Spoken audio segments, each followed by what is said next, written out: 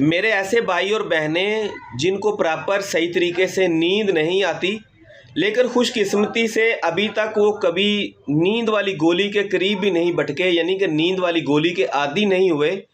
ये दो नुस्खे मैं आपके साथ शेयर कर रहा हूँ, इनमें से किसी एक के ऊपर अमल करेंगे, आपको सही तरीके से नींद आनी शुरू हो जाएगी। नंबर 1, 1 कप पानी, उसके अंदर 1 चम्मच शहद डालें और थोड़ा सा पिसा हुआ पाउडर डालेंगे आप कलौंजी का।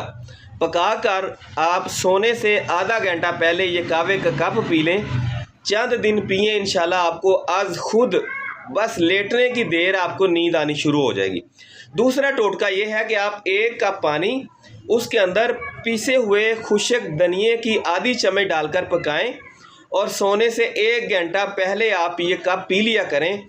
चंद दिन करेंगे, इंशाल्लाह आपको आज खुद नींद आनी शुरू हो जाएगी, बशर्ते कि आप लेट कर मोबाइल नहीं चलाएंगे। आप अपने जहन को सोचों से ज़रा मुबर्रा रखें।